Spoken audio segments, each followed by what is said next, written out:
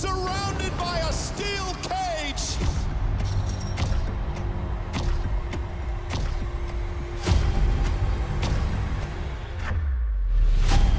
You want to play games? We're gonna play games. Oh my God, are you kidding me? This is gonna be a war.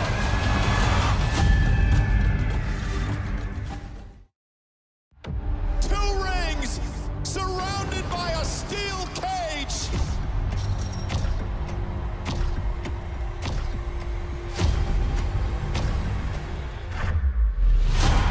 You want to play games? We're gonna play games. Oh my God, are you kidding me? This is gonna be a war.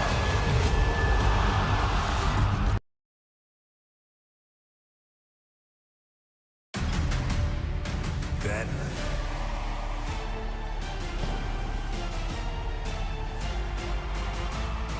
now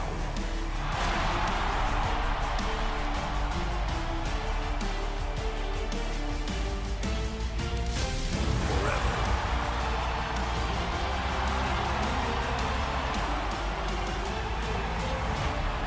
Together.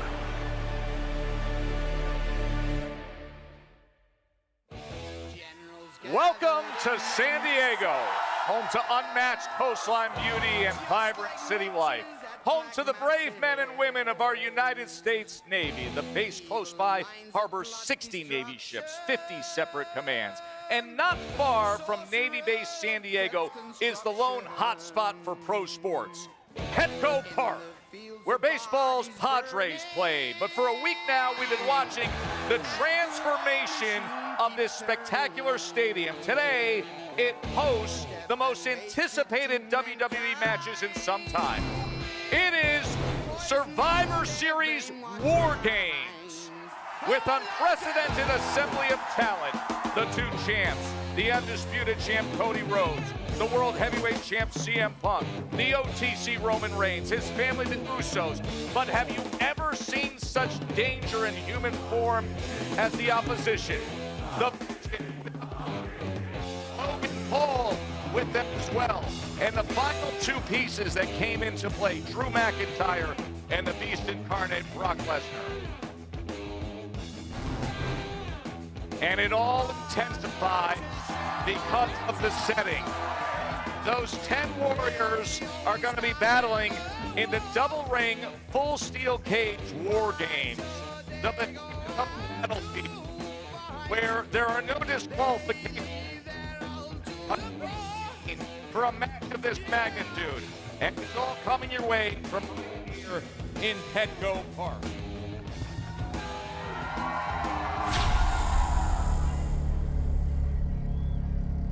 Down here, there's no noise.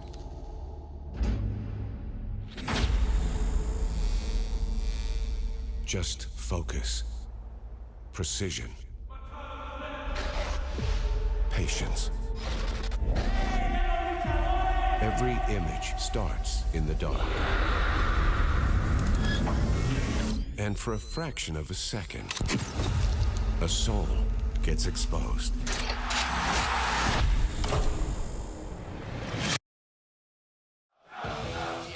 The things that will happen inside the double-sized steel cage, the pain, the punishment, the history-altering, career-altering moments, all-out action, it is on. And it gets more intense with the women.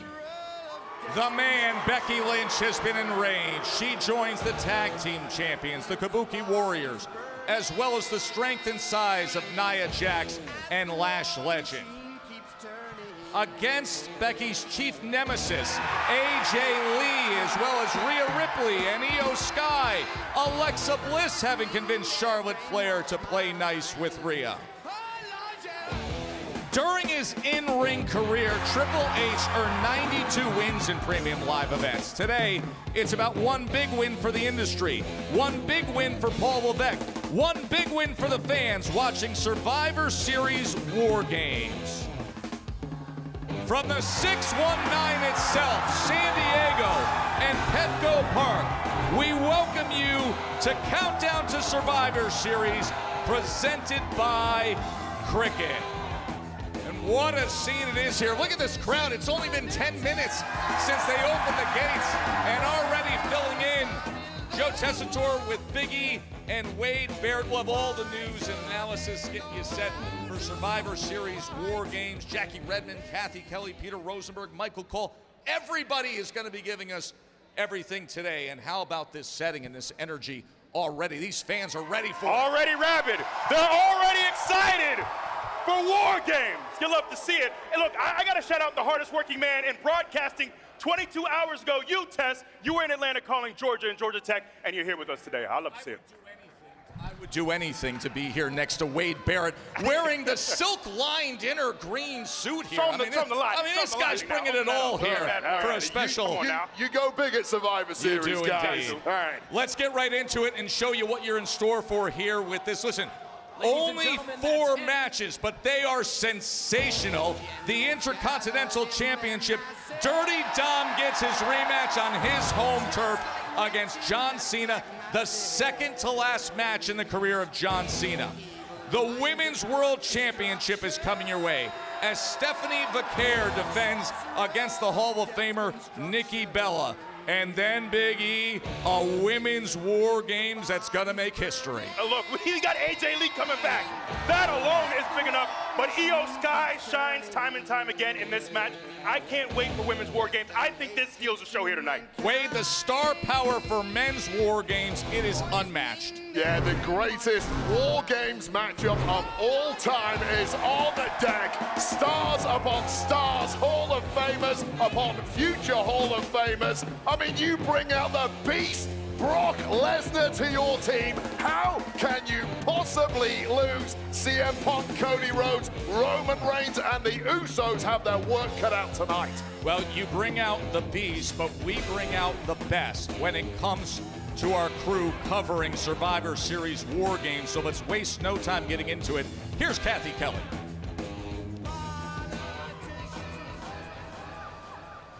Well, Joe, you said it best that the star power in the Men's War Games match is absolutely unparalleled. You have current and former champions. You have men with something to prove, others with something to protect.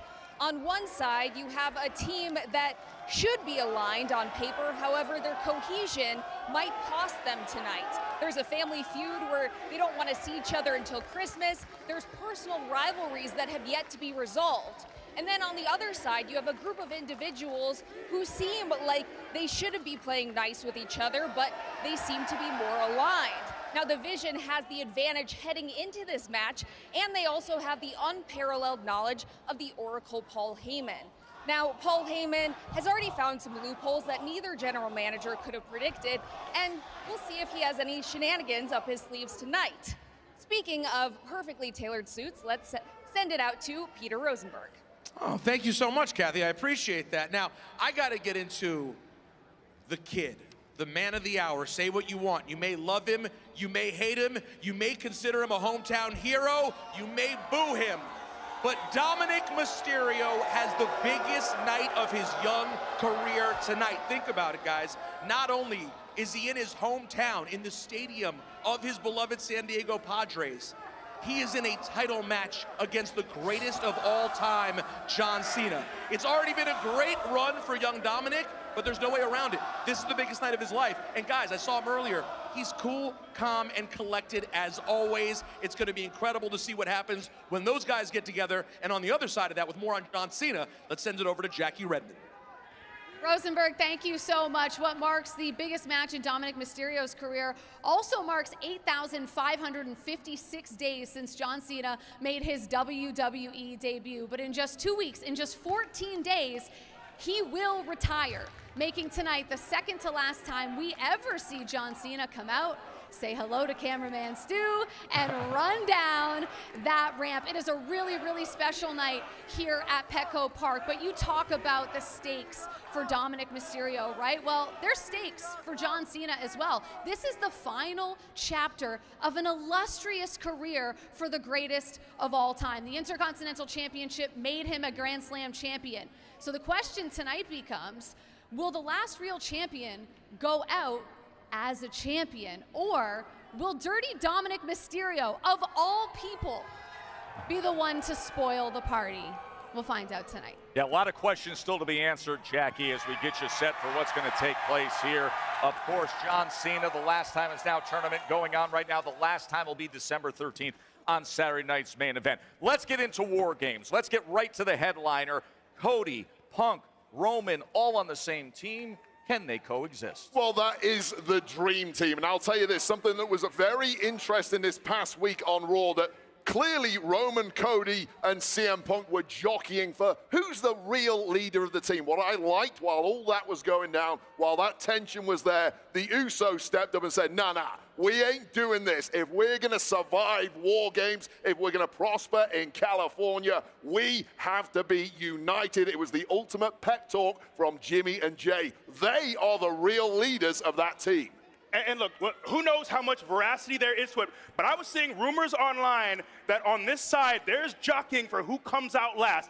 That's how petty things are. And I would imagine, I'm not pointing fingers, but I would imagine between Cody, between Roman, everyone is trying to jockey between CM Punk to say who is the most important member of this team. And look, Paul Heyman has come out and said, this match is going to be an infomercial for the main event of WrestleMania. So look, we talk about WrestleMania season starting at Royal Rumble, but I think it starts now. I think we're jockeying for position right now here tonight. I think there's a very good argument to be made that what we have here tonight lays the foundation. It is the bedrock for what you're talking about as you get to that road to WrestleMania. Let's get into some of the stats and figures of War Games because there's so much history that comes along with this. A match that was the brainchild of the Hall of Famer Dusty Rhodes. You heard the comment recently from Cody Rhodes saying, when it comes to War Games, this is my birthright, Wade.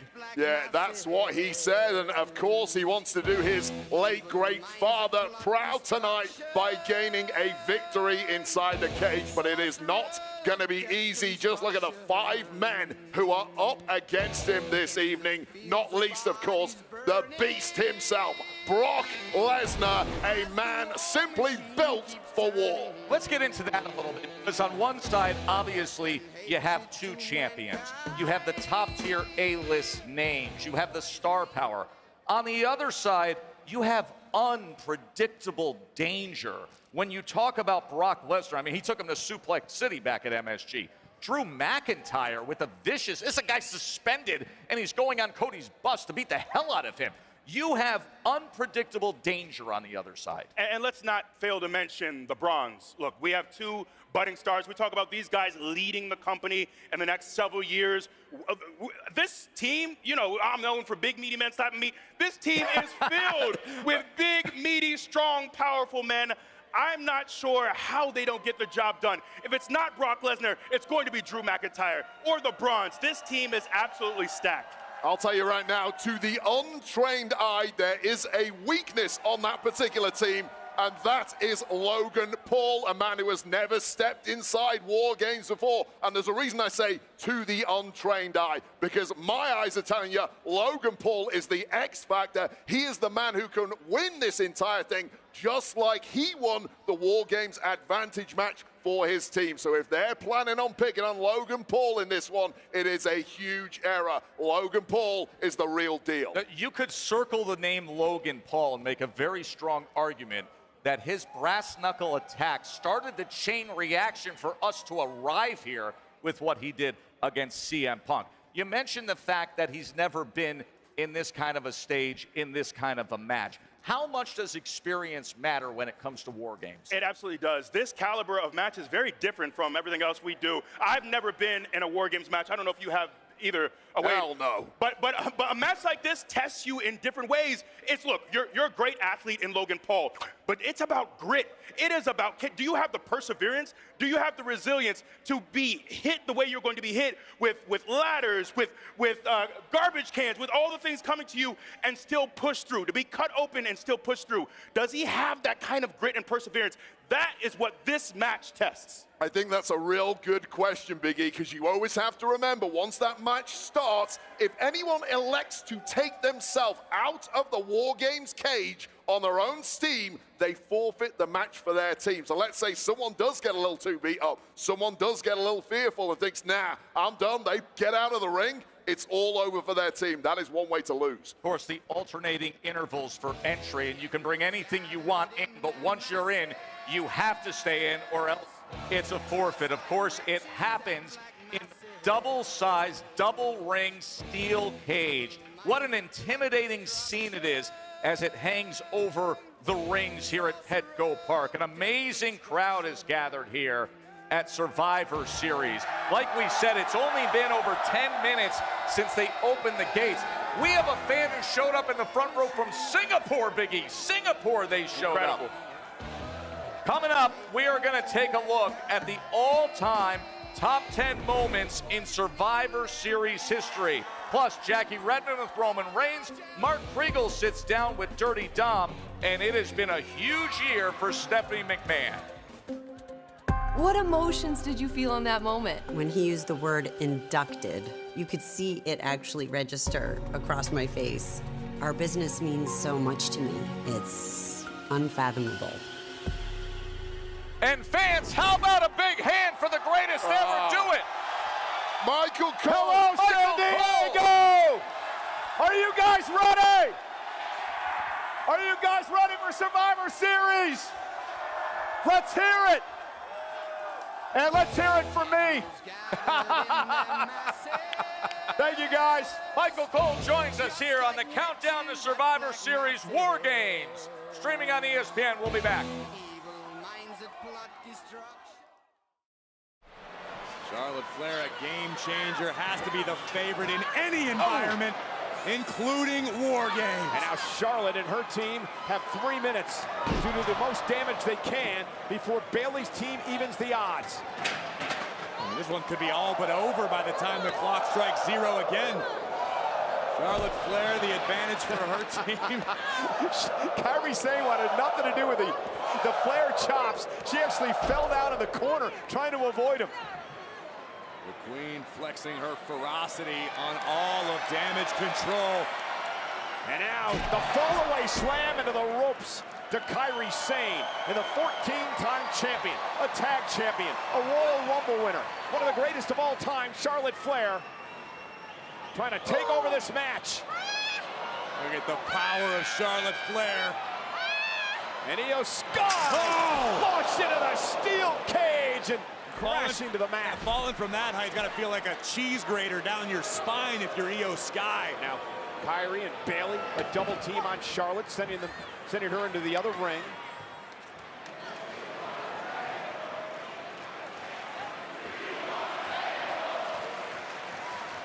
Communication is of such importance in a War Games environment. You have to communicate with your teammates. You're going to see different looks you didn't plan for. You're going to have to call audibles. You have to communicate. And what's important about this rally by Charlotte now is that it gives the rest of her team some time to recuperate. As Charlotte comes off the top rope, blockbuster to both Kairi and Bayley. There's something about an inverted natural selection. Oh, that's almost what it was like. But here we go again. This is where it all goes south. Go ahead, start swinging. Charlotte and Becky over the years. And now Io Sky shoving them into one another. Remember Becky and Charlotte, the great match at Evolution. One of the greatest women matches in WWE history. They battled at Survivor Series 2 years ago. Hell in a Cell back in 2018. Charlotte now climbing in the corner with Io Sky on her shoulders. Up now to the top rope. What is Charlotte thinking? Well, Io Sky trying to get out of harm's way. Io still has that chain. Yeah, steel chain in hand, hanging onto the top of the cage. On the shoulders of Charlotte. Finally, Charlotte is knocked off. Oh, no. And now Io, not quite sure what she's up to, and she's dropping that chain down to Dakota Kai. What on earth? Well, this is inventive. This is brilliant. It's like a dumbwaiter, Cole. That's another way to get the garbage can into the cage.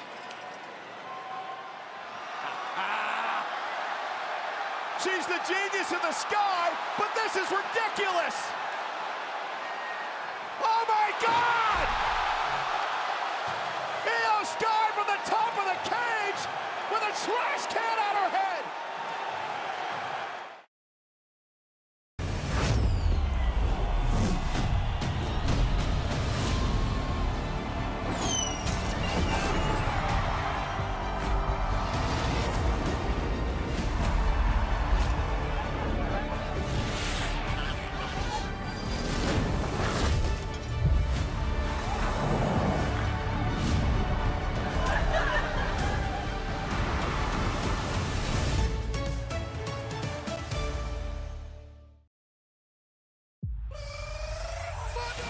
My name is John Cena. I'm a kid who grew up in a small town in West Newbury. And I'm living the dream. The champ is my time is now.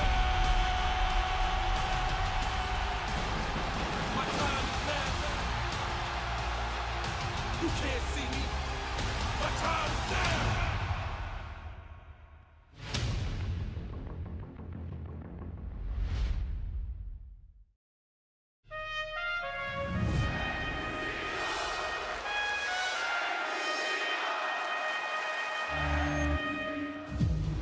Here we go.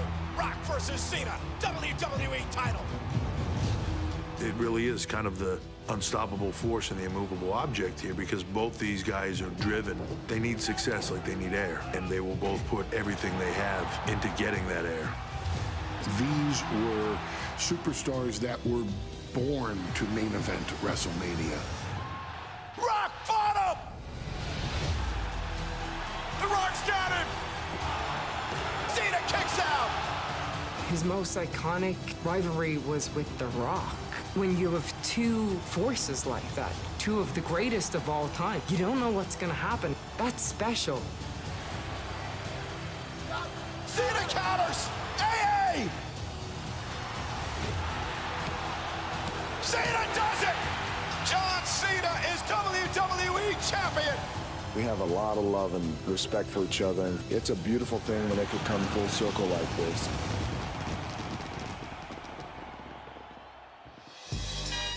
Of course, the last time is now tournament is down to the final four, and we will soon find out who will be John Cena's final opponent. Saturday night's main event from Washington, D.C. on Saturday, December 13th, as we welcome you back here to San Diego on a spectacular day. And look at this massive crowd that's already filling in the Petco Park. 45,000 sold out as we work our way to Survivor Series. The second longest running premium live event in the history of WWE. So for so many that have been attached to this promotional company, it's been a lifetime of this defining so much of their careers. That's the case for Stephanie McMahon, who has so much to be proud of, so much still ahead, especially celebrating right around the corner. Megan Morant caught up with Steph. Stephanie McMahon, thank you so much for taking the time to sit down with us today. We have a lot to talk about. We're going to talk about Survivor Series. We're going to talk about John Cena. But first things first, congratulations are in order. You are the first inductee into the 2026 WWE Hall of Fame. What emotions did you feel in that moment? Oh my goodness. So here we are, WrestlePalooza. It's such a big night. Here comes Take, and he gives me the look, gets off the bike, now has a microphone, and is still looking at me. And then when he used the word inducted, you could see it actually register across my face. Our business means so much to me. It's unfathomable. Well, speaking of Hall of Fame careers, John Cena has his final match in just 2 short weeks. There's a famous story about you hearing John Cena rapping on the bus.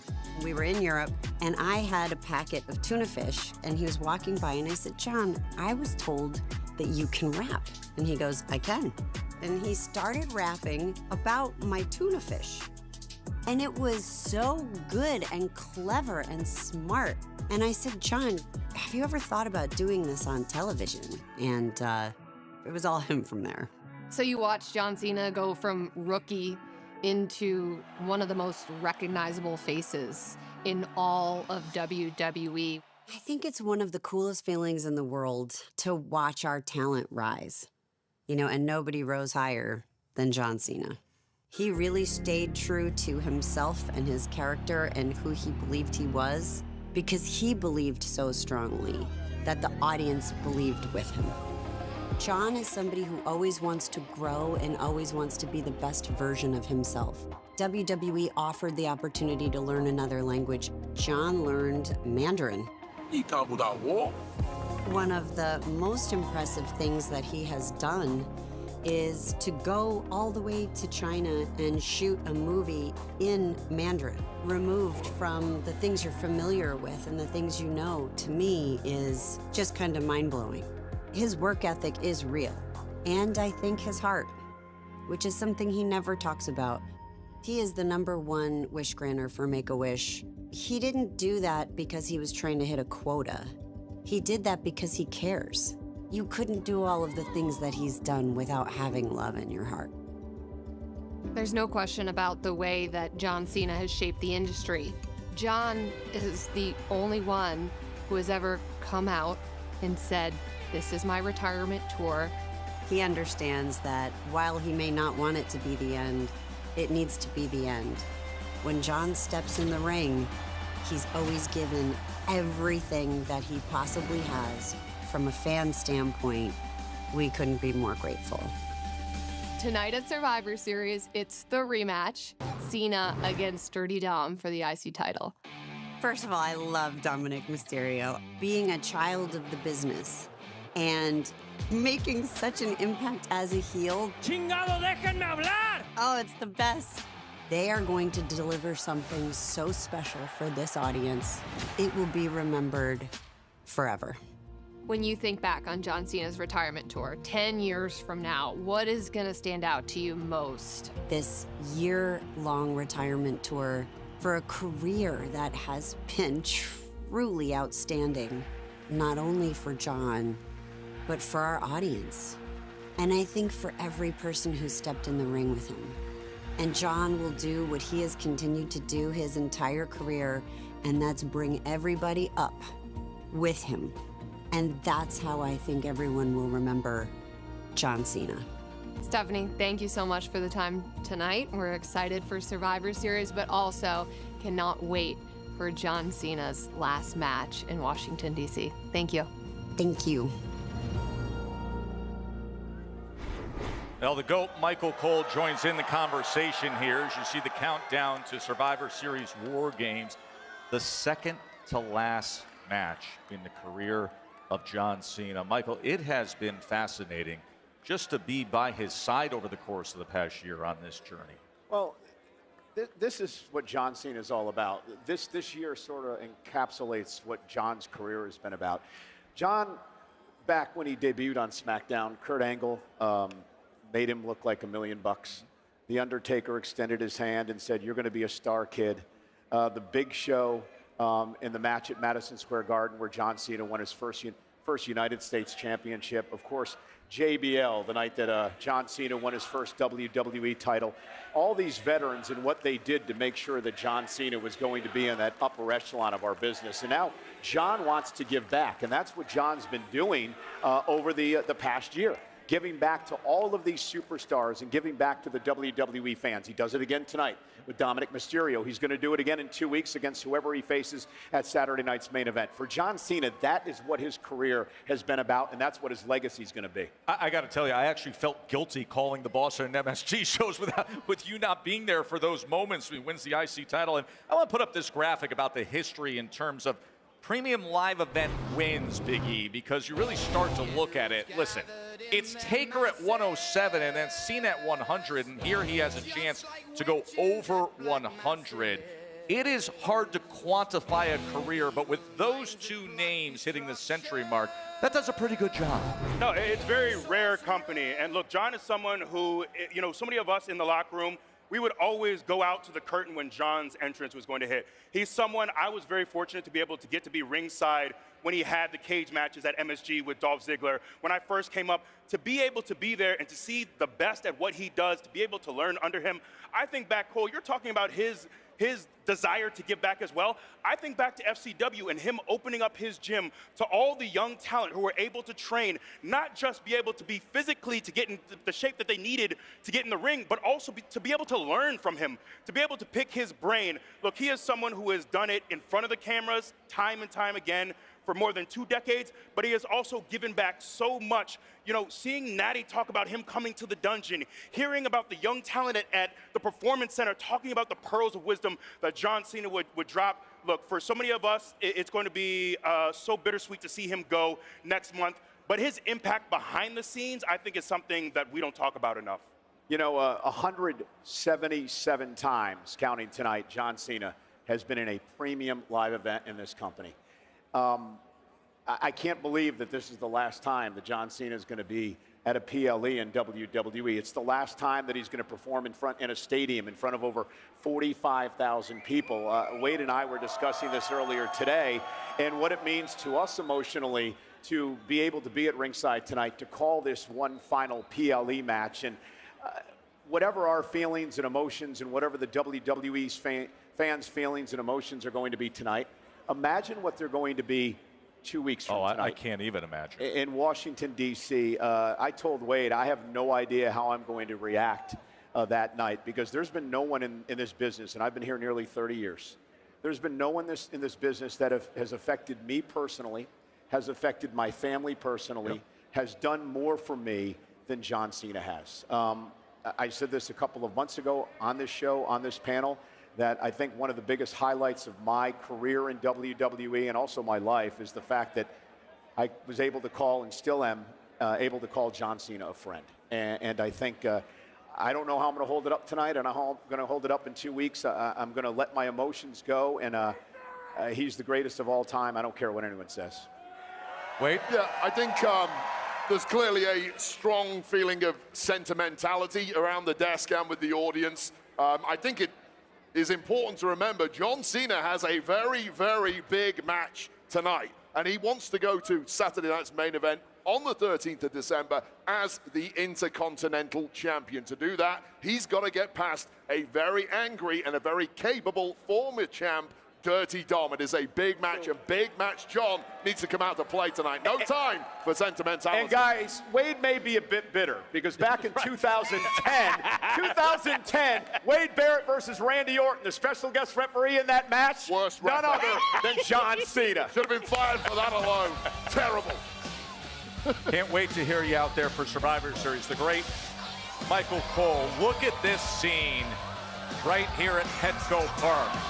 They've only had the gates open for about 35 minutes, and already the crowd has filled in for the countdown show. 45,000 plus a sellout. And just moments ago, we saw the arrival of the Women's World Champion, Stephanie Vaquer. Here's Kathy Kelly. Thanks, guys. I'm here with Women's World Champion Stephanie Vaquer. And Stephanie, I know you know that when you won that championship, you would have a lot of women in the locker room coming for you. I don't think you could have predicted someone feigning friendship to come after that championship. So if you could say one last thing to Nikki Bella before your match tonight, what would that be? Nikki, I know your history, but you don't know mine. I have no mercy. And today at Survivor Series, I will show her what a real champion is. I will show her exactamente lo que merece una traidora. Thank you so much to Stephanie. I know she has a lot to prepare for, so in the meantime, let's send it to my colleague, Jackie Redman. Yeah, Kathy, thank you so much. I'm here with Nikki Bella. Nikki, you've made it clear you are here at Survivor Series to make a statement, but Stephanie Vaquer has said she isn't scared. She's going to, quote, destroy you. I guess my question for you is, why her? Why pick this fight with her? I mean, Stephanie's been here for what, like 5 minutes? I've been here for almost 2 decades. And yes, Stephanie did say she was going to destroy me, which is funny, Stephanie, that you make threats that you obviously can't follow through on. But you know what? This isn't about your Women's World Championship. It's about something way bigger, my legacy, and you will respect it. And tonight, you think you're going to destroy me? No, I'm sorry, Mamacita, I will embarrass you. You got that? I do. Thank you for the time. Tess, as I throw it back to you, it certainly sounds like the longest reigning Divas champion of all time. Still feels like she has something to prove. We'll see if she can do that tonight. Michael, it's been 11 years since Nikki was in a Survivor Series, 2014. How do you frame this stage of her career? Well, she won a championship in 2014, #1, when she was here. But listen, this is extremely important for Nikki Bella. I believe that she has more on the line tonight than Stephanie Vaquer does. Now, Stephanie, of course, is the champion. I get that. But for Nikki Bella, Wade, you and I discussed this at ringside a couple of times during her matches. Nikki has not found that level since she's returned. She's not quite gotten there yet. Tonight, she can again reclaim gold. She can reclaim the top of the women's division in WWE. If she doesn't win the gold tonight, where does she go from there? Well, I completely agree with you, Michael. I think over the past couple of matches of Nikki Bella's, I personally copped some heat for some of the things I said about her from the Bella Army and from Nikki herself. I said she was a shadow of her former self. She had to prove herself. She had to step up. It felt to me like Nikki Bella, up until very recently, was just happy to be once again part of the WWE show. And that ain't good enough if you are Nikki Bella. Nikki, you are a Hall of Famer. You dominated your era. And I think finally the penny has dropped with Nikki Bella. She's remembered exactly who she is, and she shouldn't be happy to be part of this new era and this new locker room. She should be stomping this new generation, including Stephanie Vaquer, and becoming champion. And tonight, the Bella Army reigns supreme once again. I would say, okay, counterpoint, I would say I think all the pressure is on Stephanie. Look, to your point, I think Nikki's legacy is already cemented. We already know what she is. She's a Hall of Famer. She's done it all. I think Stephanie is clearly a bona fide star, but to really add, if she wants to be one of the greats, she needs to add to her legacy. And getting a name like Nikki Bella here tonight on that resume, beating Nikki, I think continues to grow her resume and puts her in the echelon of our great top female stars who will carry the company for years. Big E, I'm going to counter-argue you because counterpoint to the counterpoint. I believe Stephanie Vaquer is already there. Look at what she's accomplished the last few months. She beat Io Sky at WrestlePalooza to win the championship. She beat Tiffany Stratton, who hadn't lost all year long, back at Crown Jewel. I think Stephanie's arrived. I think tonight all the pressure's on Nikki Bella.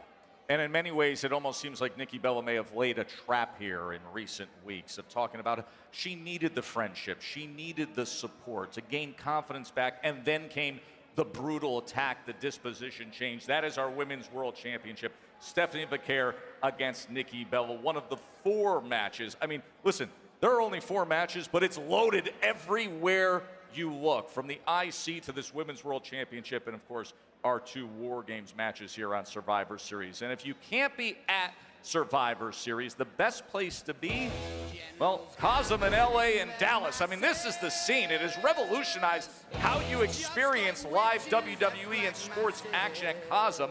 When you're in this dome, you are completely immersed. I mean, Michael Cole is echoing in your eardrums here. It feels like you're ringside. You're traveling the world and beyond your own, redefining the fan experience, reimagining how you share it with others. You have to see it for yourself. That is an experience you cannot miss.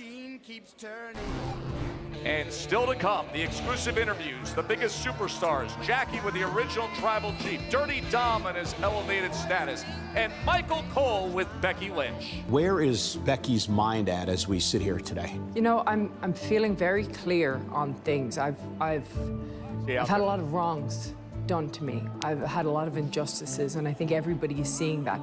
But I've been a difference maker every time I've stepped into War Games. Where am I going now? We are here at the home of the San Diego Padres. All the memorabilia, such great history. Petco Park, right here in the East Village neighborhood of downtown, next to Gaslamp Quarter, and a massive crowd, 45,000 plus, sold out for Survivor Series War Games. Don't go anywhere.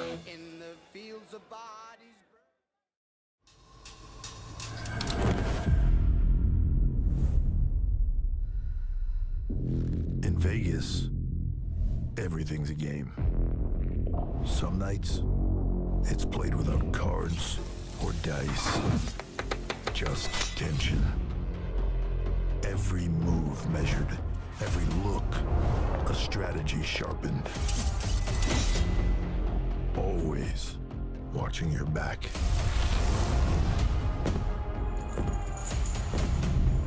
Prepared for anything. Never knowing who the real threat is.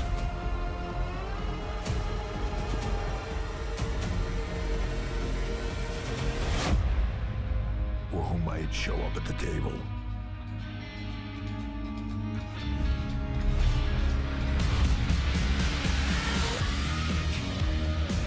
WrestleMania Vegas.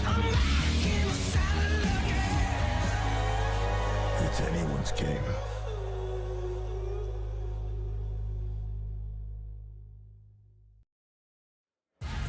So much sports history everywhere you look here. The late Tony Gwynn memorialized, the all-time Padres legend, the only player in MLB history to win 4 batting titles in 2 separate decades. And who knows, maybe there's a Tony Gwynn baseball bat that'll be coming out from under the War Games steel cage ring later today. You never know.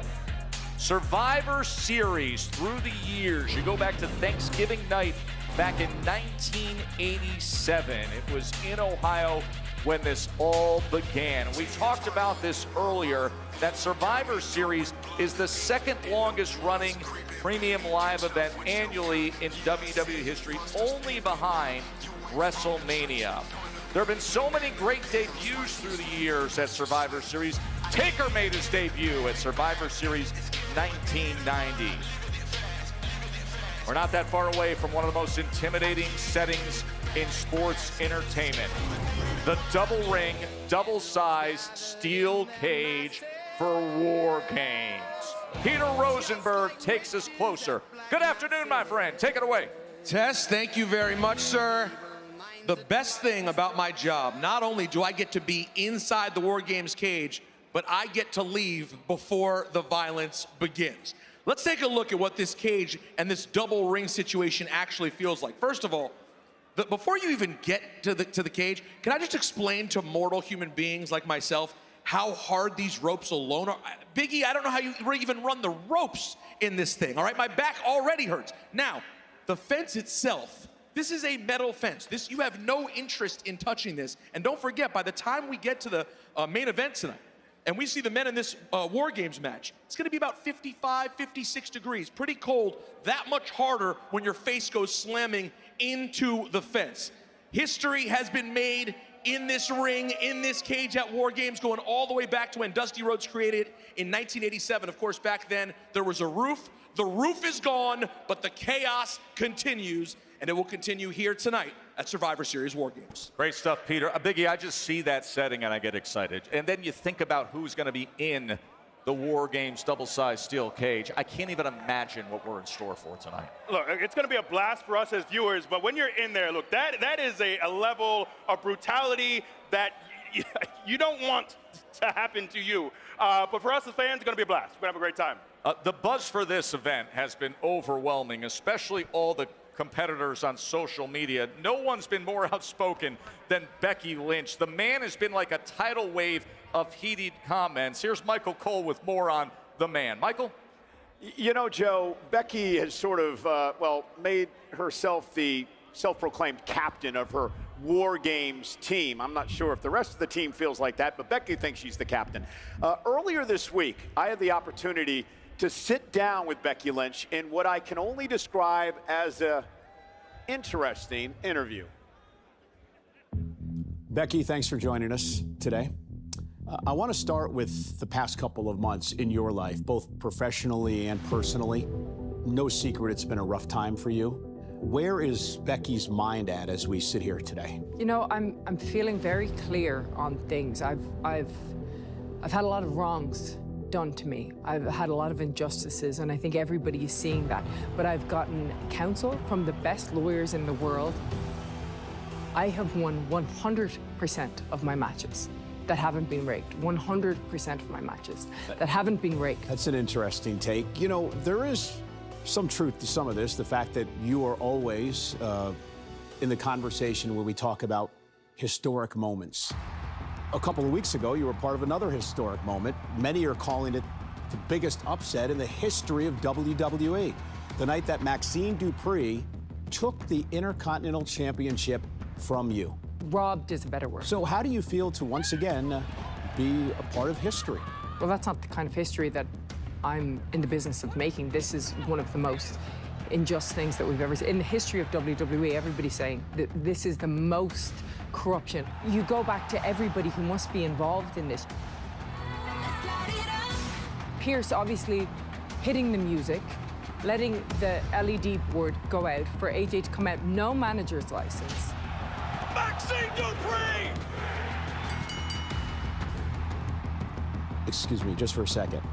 Aren't you being a bit delusional in all of this? I mean, Aren't you being a bit delusional? There were many wins in your career that happened in the same manner that Maxine Dupree did. No, not one. There's not one single. No, I have never cheated in my life. There's not been one single time when I did not earnestly win my championship. This was, it's one of the great, now you're just misleading people, misleading Michael. That's what I'm going to call you. We'll let you rewrite history, that's fine. That's what I do. But you mentioned AJ Lee. She returned back in September, that much heralded mixed tag team match at WrestlePalooza when she teamed with her husband CM Punk against you and your husband Seth Rollins. Things didn't quite go your way that night. AJ is once again back in your life. Unfortunately, absolute joke. What is she doing back? Nobody wants her back. And you hear the audience when she comes out, everybody says boo, boo, boo AJ. Let's shift gears away from Maxine and AJ for a moment and talk about War Games. You're about to step inside this structure in San Diego. You've been in a War Games match already in your career. Twice. What do you do to prepare? I'm always, clearly, you can see that I'm always prepared. Like I said, I've won 100% of my matches when they haven't been a conspiracy against me. The last 2 times when I was in War Games, I was brought in as the difference maker. I won both of them. You were brought in as a difference maker again, the final member of your team. However, you have because I'm the greatest female wrestler of all time, Michael. Let's not. You seem to be negating that. Bleacher Report said that, and a lot of other publications. If you listen to my commentary, I actually brought that up on the air a couple of times. Okay, don't get moody. Don't get moody, Michael. You're walking into War Games with enemies on one side and also people that have been enemies on your side of things. How are you going to put your differences aside to win this thing in San Diego? I'm a professional. I have been a difference maker every time I've stepped into War Games. This is going to be no different. If you win. When I win. What does that do? When I win. Can you change the conversation? When you win in War Games, what does that do for Becky Lynch short term and also over her entire career? Well, it just proves. It proves what I've overcome time and time again. And especially right now, especially with all the chips stacked against me, everybody ganging up against me, it proves once again that I'm the greatest female wrestler of all time. Well, all I can say is good luck with these possible lawsuits. Good luck with maybe one day getting your championship back, and good luck at War Games. Well, it needs to be overturned. We have great investigations going on. So the question is, will Becky Lynch be a difference maker when the women's War Game match kicks off Survivor Series 7 Eastern, 4 Pacific tonight? About to toss back to the panel, but a few moments ago, Wade, I got this interesting text message that actually had a photo of me and you sitting together on the set moments ago, and the caption of the text message was the fact that you were much more gray at this point in your career than I actually am. So whoever sent that text message, God bless. Age discrimination, that should be banned. And to be clear, I'm not going gray because of age. I saw a ghost a few weeks ago. All the color has left my hair. I know it's going to go back, so don't panic. I think it's from working next to Cole and myself ringside. I like that. That's what it is. By the way, Cole with one of the great jobs of looking right in the face of Becky and saying delusional right to her face.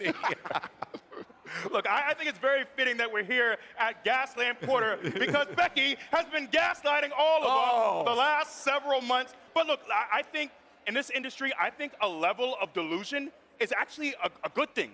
I think as talent, as a performer, you need to delude yourself into thinking and knowing that you will beat every single person that stands across from you. And I think we're seeing a very delusional Becky Lynch. But I'm not saying that's a bad thing by any means. It might be what she needs to fuel her right now. It's only delusional if you can't back it up. And the truth is, career long, the man, Becky Lynch, has always backed her words up. And here's the truth. I know Michael Cole was pontificating about how Becky Lynch has elected herself the leader of the team. That's not the case. Really, the genesis of the team was Asuka. However, of course, there's a slight language barrier with the rest of the team when it comes to Asuka. That is where Lynch comes in. There's no issue whatsoever with her communication. It's called stepping up and helping out the team where you can. And Lynch is the ultimate teammate. Yeah, speaking of electing herself, if you follow her closely, please note the all caps in her social media post.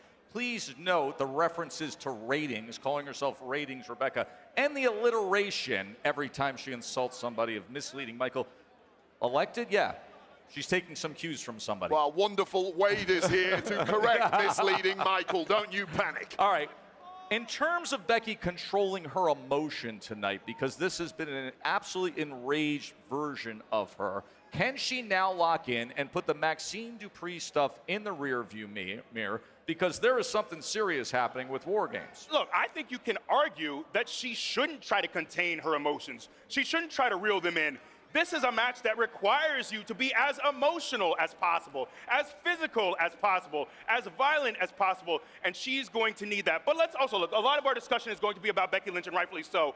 But I look at Lash Legend, who has recently come up. I look at Nia Jax. This is not just a team that has many former world champions and people like Becky Lynch, but it also has some powerhouses in Lash and in Nia.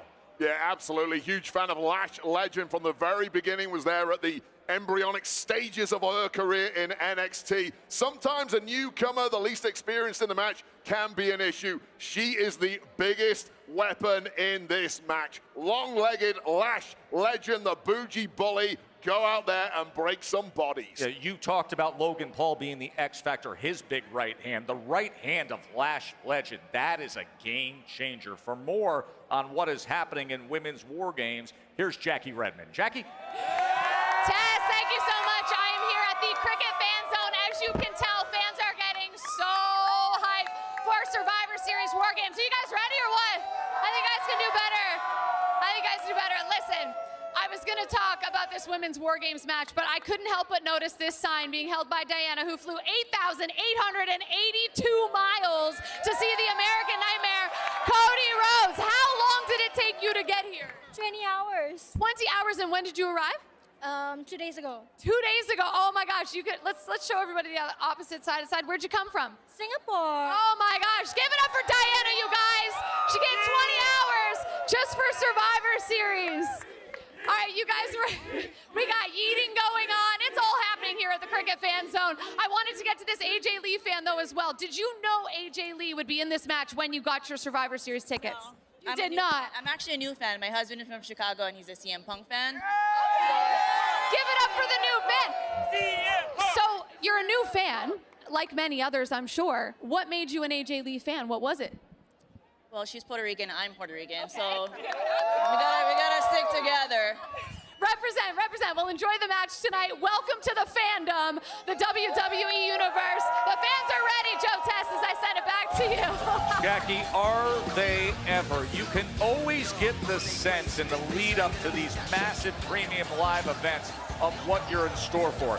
This place at 2:52 in the afternoon on a beautiful sunny Saturday is already explosive. It's rocking, and it's going to be jam-packed with 45,000 plus sold out. Earlier today, Chewy Martinez was checking out the WWE Superstore.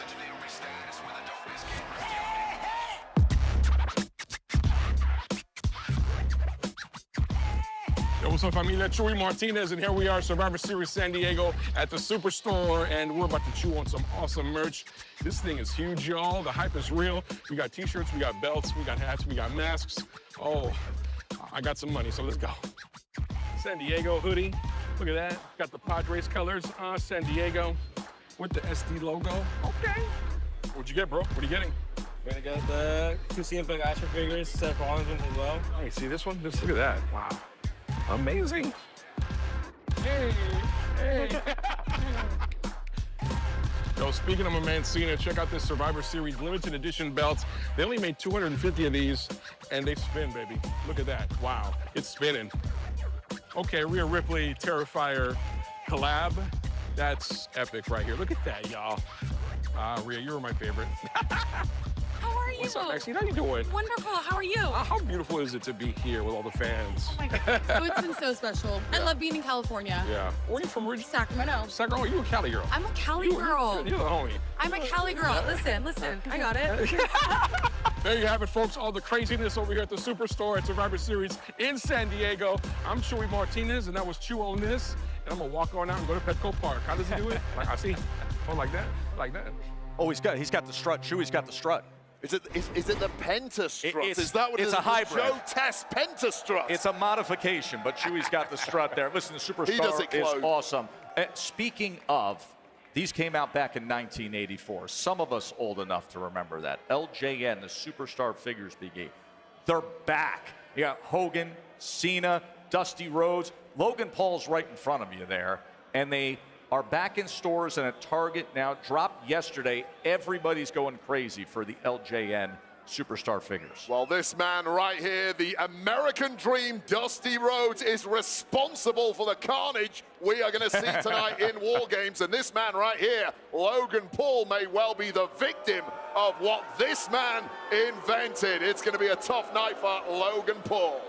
But I love these LJN figures. I feel like for so many of us old heads who have a little gray in our hair, this harkens back to our childhood. These things are incredible. They're a little bendy, but it's very fun to see current and past stars in these Mattel LJN figures. By the way, I think you look great. Distinguished, erudite, scholarly. I think you look great. Distinguished.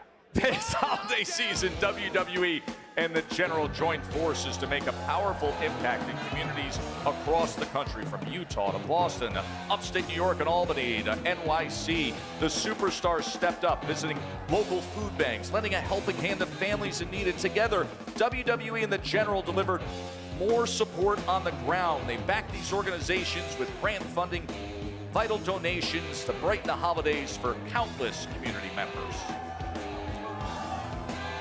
This holiday season, WWE teamed up with the General to make a difference across the country, spreading kindness and joy to those who need it most. It's a time of need, and these boxes need us to pack them.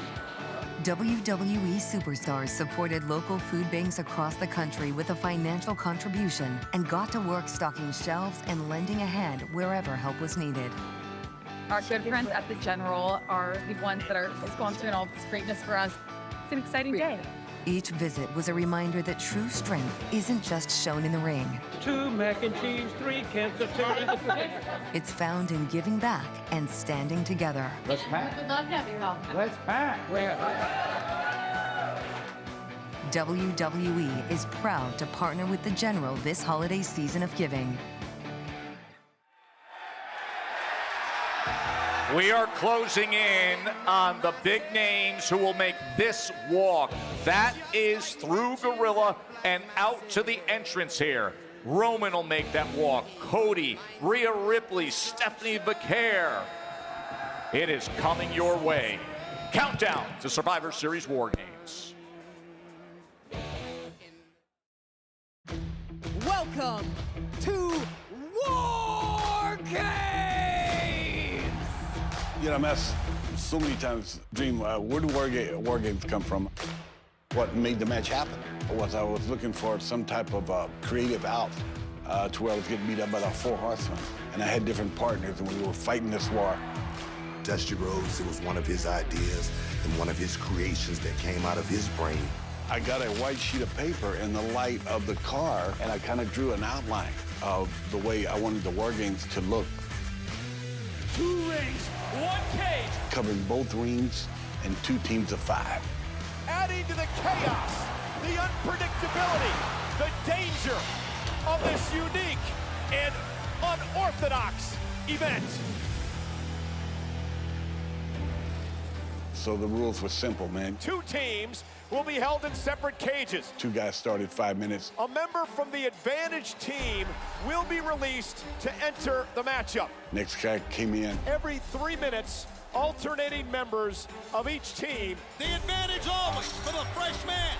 It's 1-on-1. It's 3-on-3. No rest for the weary inside of War Games. Then when all 10 members were in there, Then the War Games match officially begins. No time limit. It's all perfectly legal. No disqualification. 2 War Games matches, 1 men's, 1 women's. First team to gain pinfall or submission wins.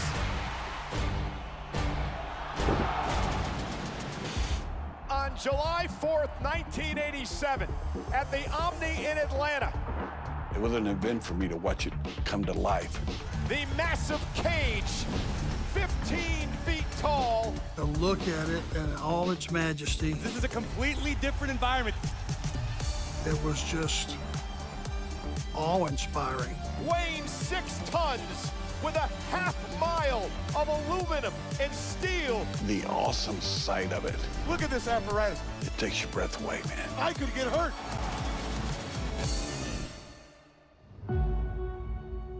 There wasn't a War Games match for many, many years. When it was being talked about to be brought back into NXT, a place that Dusty Rhodes had a great hand in, it made all the sense in the world. You think I'm nuts, but I seen this thing as a person, a breathing, live person. I'm in the match that my dad created, which is still capturing the imagination of the audience today, that it's been brought back. It just shows you how special it is and how much it's evolving and how big it's getting and how much people want to see it. It's not like anything else. We all want to say that we've been a part of at least just one. The War Games are coming to town. This place is delirious. I'm delirious.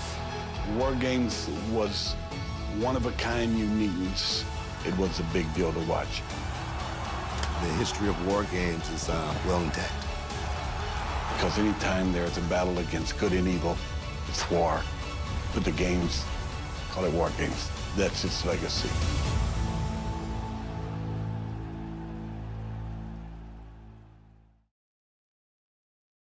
Wheatley American Vodka is for hardworking people with true American spirit. People who never just mail it in. Oh, a thing of beauty. People who rise to the occasion. Here we go. Boom. Men and women who know how to get the job done. From the top. And when the day is over, nothing's better than celebrating with something truly American. Wheatley, so good at drinking deep.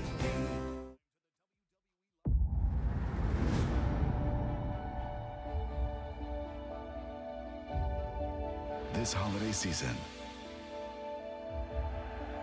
go big.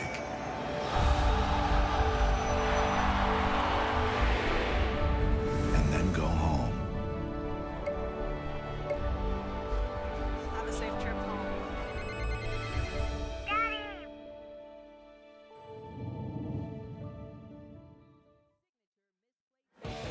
Back here in San Diego, look at this scene. Folks, we are under an hour away from Survivor Series War Games, and to hear Dusty Rhodes, who created this concept, describe it as a living thing, and then the emotion of his son Cody Rhodes. I can't even imagine what Cody is going to be feeling when he steps off his bus and enters the men's War Games. Of course, the American Nightmare, that bus, that is where Drew McIntyre attacked him recently, setting the stage for so much of the drama surrounding War Games.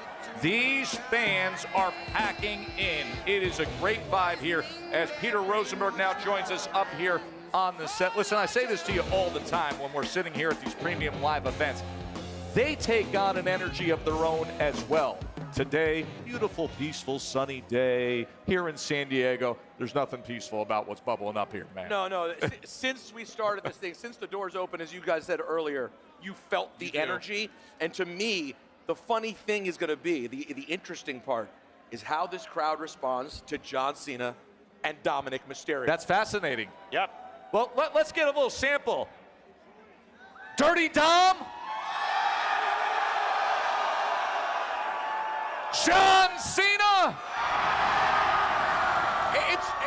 It's gonna be close. It's close. And look, I know this is his hometown, but Dominic Mysterio is a star, man. I've seen all the interviews, all the talk. He is not fazed at all by this moment. This is John Cena's last PLE match ever.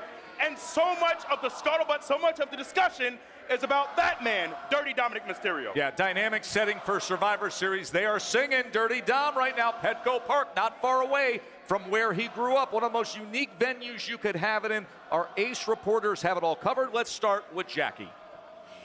Yeah, Tess, thank you so much. One of the things that I love about baseball is that no two ballparks are the same. Every ballpark has its own uniqueness, its own personality, and of course, Petco Park is no different. This is Major League Baseball's first ever 100% powered by renewable energy ballpark. So that's what makes this place unique. It's been that way since 2022. Another thing every ballpark has, unique food. They all try to one-up each other with the different ballpark dogs that you can get. And the famous one here is called the Lob Dog. It's got chorizo sausage with a lobster tail on top. I'm not joking. You can eat that here. I couldn't find one. I really wanted to try one, so if anyone knows where I can get that, please let me know. But of course, we've got to pay homage to the famous Mr. Padre, Tony Gwynn, excuse me, Tess, as I throw it back to you. We got to get her that Lob Dog. We're getting that delivered. Kathy, take it away. Yeah, I don't know about that Lob Dog, but I'm standing inside the visitors' dugout, ready for the women's War Games match. Now, you know that saying that there's no I in team? Well, that does not apply to Team Asuka. 5 individuals who have only come together with the united goal of winning and hurting whoever comes in their way. Now, we are going to see brutality inside that cage tonight. Also, what's been brutal this week to watch has been Becky Lynch's public crash out online this week. She has been attacking everyone and anyone, sending plenty of tweets. Now, if I were one of the 5 women on Team Rhea, I would be scared to be inside that cage with that level of dangerous volatility. But let's head outside to Chuy Martinez. Chuy, what are the fans saying tonight? San Diego, make some noise, baby! That's right. We are here. And I've got to ask the beautiful people of San Diego, who's taking it? John Cena or Dominic Mysterio? Who's taking it, baby? Woo! John Cena, y'all. John Cena might be taking it. You heard it here, y'all. Wow, I thought Dominic had the home field advantage. Whatever the outcome is going to be great. Back to you guys. Woo! Chewy, good luck surviving that scene there. Listen, there's no denying the connectivity when you're here in San Diego. Rey Mysterio is absolutely beloved. The signature 619 to honor the city's moniker and area code. In fact, every June 19th, 619 celebrated here that way. Then there's the other Mysterio that creates, as we have noticed, the great divide that we're dealing with here tonight. Look, Dom is someone who has risen to the occasion. I hearken back to the promo that he had with John Cena. I didn't see one iota of fear, not a second of trepidation. You see someone who is ready for the biggest of moments. And it doesn't really get much bigger than John Cena's last PLE match. I think we're going to see a Dominic Mysterio who is not going to blink at all in that ring. That's what I was saying earlier. There's no way to argue. In what has been a huge start for a career for Dominic Mysterio, it gets no bigger than this. And guys, I only noticed one thing different about him today. What's that? His demeanor, completely calm as always. He was fully dressed up when he got into the No, he had a magnificent suit on. Yep. Have you ever seen that Yeah, before? it was like junior prom all over again. Hey, back in June, right here at this ballpark, it was Dom Mysterio coming back home to San Diego to throw out the first pitch. Back then, of course, he had the IC title. Now he's trying to get it back. Here's best-selling author and acclaimed sports journalist, our friend Mark Kriegel with more. Good afternoon, Mark. Take it away, my man. Good afternoon, Joe. Hey, listen, a lot of ways we're here because this whole year is dedicated to Everyone Loves John Cena. Possible exception, Brock Lesnar, and a guy who was all of 2 when Cena made his pro debut. Now, Dom tells me, he won't exactly tell me why they have a beef, but he wants you to know that it's real and it's personal. I want a rematch for my Intercontinental Championship. Survivor Series, San Diego, California. My way, my home turf. Cena, you were a fan, right, as a kid? Yeah, I was a kid and I was a big fan. Keyword was a big fan. And there's personal vendettas there with me and Cena that I don't think he knows, but I know, you know. Maybe he might remember, maybe he might not. Are we being real or? No, this is 100% real. And you're not playing me now? No, I'm not. This is all serious. Yeah. And I'll say this wholeheartedly. When after the pandemic and we did the whole Summer of Cena, he helped me a lot. We did that for a month straight, live event every weekend, Saturday, Sundays, but that's in the past. Everyone's lining up wants to fight this guy. Why you? I think because he knows what I mean to him at the end of his career. You know, people are lying, but I am currently in a place in my career and my life where I don't need Cena. Like, I'm gonna be here for the next 20 years, right? You don't need him. I don't need him. Everybody in the company wants it. Correct. He needs you? I think so. Go on. I think, I mean, this is truly arrogant now. Some might say, but I call it the truth in my eyes. I'm in a point where I don't really think I need him. You know, I've done all these things now, only 5 years into the business, quite possibly the face of the company, you know, for the next couple of years. You're the face? I mean, you tell me who's, you know, on every other segment of Monday Night Raw, also on all the house shows. We're also running AAA. Dominic Mysterio is the king of the luchadors. I'm the only guy who's done Raw, NXT, SmackDown, all the same week, main evented all 3 TV shows. Imagine going out on a bang where I'm the last guy to beat John Cena in San Diego, California, quite possibly as your double champion, so we'll see what the future holds. We're here tonight because Dom knew exactly what he wanted. John Cena here, his hometown, San Diego. It wasn't always like that. He didn't always know. He went through hell becoming Dirty Dom and his own man. I want to emphasize the guy you saw in that piece is the real guy, the son of the most famous luchador ever. And again, it wasn't easy becoming his own guy or Dirty Dom. And Mark, has he ever arrived? That is Mark Kriegel, his sit down with Dirty Dom Mysterio, who will try to win back the Intercontinental Championship against the never seen 17, the Grand Slam champion John Cena, coming up in just a little bit. Hey, Dirty Dom, for many, they feel he has reached, Biggie, new lows when it comes to the build-up to this match. Monday Night Raw, the mockery, the derision, bringing out little Cena. Look, that was something that I didn't care for either. But I do think it's evidence of a Dominic Mysterio who is very confident in this moment. He's in his hometown. He's ready for this moment. I think back, he's done so much media the past couple weeks. One of the comments that really stood out for me is getting to know, you know, there's the veneer of Dominic Mysterio. Yes. Getting to know the man behind that. Him talking about being 260 pounds, being overweight before he even got into this business. And his now wife saying, you've got to chase this dream. You got to, I know it means leaving me, going to Tampa, doing your thing. But if it wasn't for that push, and they always talk about behind every great man is a great woman or an even better woman, and he's very fortunate to have such a great woman by his side.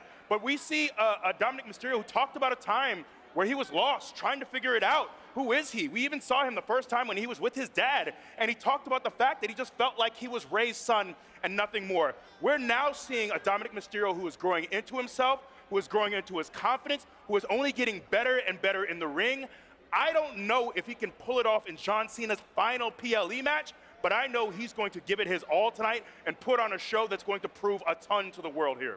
Well, I mean, the beautiful situation for Dominic Mysterio is if he loses tonight, so he lost to the greatest of all time. Right.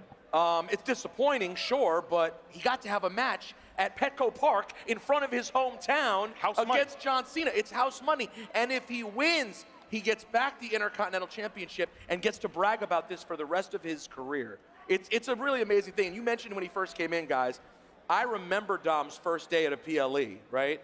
The room that we get dressed in, the TV locker room, is generally where broadcasters are. Sure. Except there'll be old veterans who prefer, you know, a quieter room. Yeah, with just... Ray likes to hang with us. Correct. Right. Ray likes to hang out with us old jabronis, right? Yeah. So Ray literally brought Dom to work, and I was like, oh, it's Ray just brings his kid to work, you know? And then just to watch him step from out the shadow and become this guy, whether you love him or hate him, if you think the neck tattoo is entirely too much, hey, we've seen superstars, other superstars do well with shockingly large neck tattoos. No matter what you think, he's just becoming an icon. He's not wrong. He's the future face of the business. And does he ever know how to drive in his own lane? As he openly talked about Cena in the lead up to this, saying, John Cena should be thankful that I was willing to make the end of his career meaningful. Only Dirty Dom could deliver a line like that. But you know what? Is it all a lie in the sense that this may be, like on paper, the most exciting match that fans could have gotten for the end of John Cena's run? When you really think about like the future and how a dream about match. the last few weeks of it? Not just one single match with Dirty Dom, but the run of the past month with Dirty Dom. And that's it too. It's not just Dominic Mysterio getting, you know, just one notch on the belt. This last month or so of John Cena's career, it's his last rivalry. It's right. It really is, which is incredible. I want your historical perspective on this, because when it happened and I'm sitting there in Boston, I said, how many guys in that locker room can interrupt a John Cena adoration tidal wave of thank yous? How many guys could walk out on that entry ramp? Very few, right? At that moment, with a month ago in his career? Absolute rarefied air, and no matter what you feel, this man, while the match will be the winner of the tournament, Dominic Mysterio is the last rivalry of John Cena's career. That's a great point. Intercontinental Championship set to come your way. John Cena, Dirty Dom Mysterio, and still to come your way, Jackie Redmond sits down with the OTC1 Roman Reigns.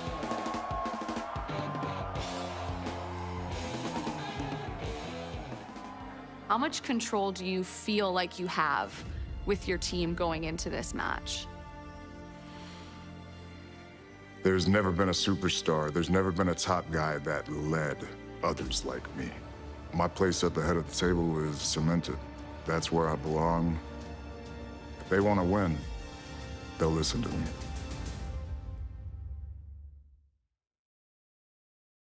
This was in what, Vancouver? Yeah. Yeah. It was actually pretty cool. Like we all had the same color scheme on. Felt like we're a unit together. Yeah. I get goosebumps just watching this. Okay. But the crowd there, man, the crowd there was fire. The arena that we was in. Just felt very dialed in. All year, we have been doing some tag matches, but nothing together. And to have this moment for all of us to be part of it. I wanted to push the cage over. I remember saying that you should have listened, you should have surrendered. Now I'm going to show you what the real tribal chief does. There's a part here I wish they had caught. We all, as Solo was walking towards the ring, we all stood up and gave the ones, oh, there it is. There. It just showed, like, our trust in our leader, this all the way up to this,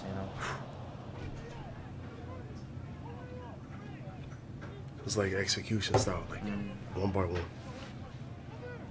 Hell yeah. No yeet, see? And a lot of people don't even know. Tonga Loa, man, he had an injury in his elbow.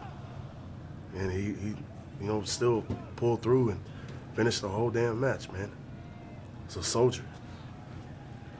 It was like good versus evil, like dark versus light. It was cool to be in there, like the Avengers, right? Like, that's how I see it. They don't even like each other right now. That's the thing. You have people they got the same mindset to take out, the new bloodline. I think like they'll form a team with anybody that can do it, especially with Roman. CM Punk, he didn't team with Roman, he teamed with the Usos and Sammy. We live for times like these, man. Being in there with CM Punk and obviously with Roman and my brothers and Sammy, and especially to do it with the boys too, man. Like, you know, our dads wrestled with each other back then. We're wrestling with each other. It's cool. It's a cool thing. You're part of something, man. You feel it, you know it. Makes it all more special. Continuing a legacy, creating your own. This is the first time anybody's kicked out of the Spike. He would have been a big time player in our group. Here we go right here. Ooh. Ooh. Now I remember. He's all right. Yeah. No one cares anymore. Yeah, well, I don't really care. So we told this guy to just do it from the top rope. But what did he do? He goes all the way to the top. Watch how close he was to Roman. He was so close. He almost got his leg, yeah. I forgot about this. Big Jim splash. It broke his toe. There was a lot of cool moments in this match too. But I think this one was probably the highlight of the night. From Death Valley, I give you. How on earth are you gonna stop this guy? He's not human. You can't hurt him. The hair on the back of my neck standing up. The most phenomenal athlete, the Dead Man, has risen. Celebrate over 3 decades of The Undertaker with exclusive merchandise. Only available at WWEshop.com. Montreal, it's fight weekend. Feel the energy deep in my soul. I can't hold it back. I got to let it go. Friday Night SmackDown throws the first punch. You want it, you got it. Then, Welcome to Saturday night's main event. Saturday night's main event goes for the knockout. Unbelievable! WWE hits back-to-back nights at the Bell Center. All action, all weekend. Individual event tickets on sale Friday. I think wrestling is more important today in media than ever. WWE, we're in a moment now where we are a part of pop culture. WWE Survivor Series, this Thanksgiving tradition. The WWE is preparing for their Survivor Series. This year, it's bigger than ever. Some are calling it the biggest War Games match in history. Would you be okay with me giving you a chair shot? The chair literally broke. Did it? Oh, why is there a picture of The Undertaker on your body? Do your impression of her accent. Arr, matey. I'm just a wee little pirate, eh? Yeah? I never beat Georgia in my 4 years. Go Jackets. He's just as dirty as they come. Dominic Mysterio, el actual mega campeón de AAA, Nicky Yeah. That's painful. Can I ask you a question? No. No? I'm even not sure if my mouth is ready to work again. I think you've had Seth Rollins on this show 6 dozen times, and this is my first, so that's a you problem. Greatest manager in the history of wrestling. Steven is correct. It's a huge week for us together. We'll be looking forward to seeing all the action on Saturday night. And Saturday night has arrived. Countdown to Survivor Series is presented by Cricket. Join Cricket Nation and get reliable nationwide 5G Smile. You're on Cricket. You know, when Dusty Rhodes conceptualized War Games, he did so inspired by Mad Max Beyond Thunderdome. That structure you see there, that is the result. Earlier today, Peter Rosenberg with Paul Triple H Levesque. I am here with WWE Chief Content Officer Paul Triple H Levesque. First of all, happy Thanksgiving, sir. Same to you. Thank you very much. I did. Got to relax a bit, but here we are. Survivor Series War Games in San Diego. Out of the gate, how cool is it to be at Petco Park? We've done every sort of stadium there is. I'd say baseball stadiums, maybe the least represented. How cool is it to be in a classic baseball stadium, one that's so loved like Petco Park here in San Diego? Well, it's awesome. I agree with what you said. They're underrepresented baseball stadiums, but they're wonderful when you get here. The difficult part is a little bit of the structure of a baseball stadium is a little bit more difficult for us to work with.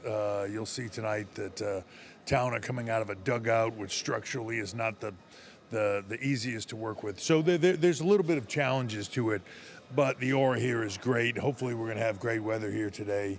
So it should be an awesome night, and a packed out full baseball stadium is not a bad thing for War Games. Absolutely. Did you have any thoughts of the emergence of Dominic Mysterio and how big he's gotten when San Diego and Petco Park became a possibility?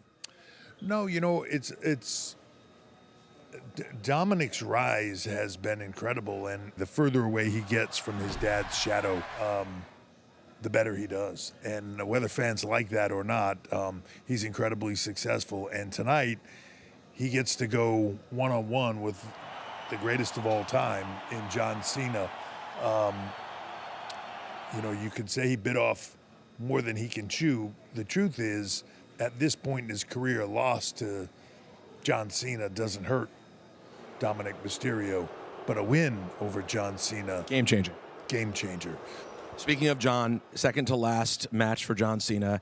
Is it surreal for you that we are here? And do you have any nerves about these last two and just it's sort of meeting the hype and expectation in the conversation?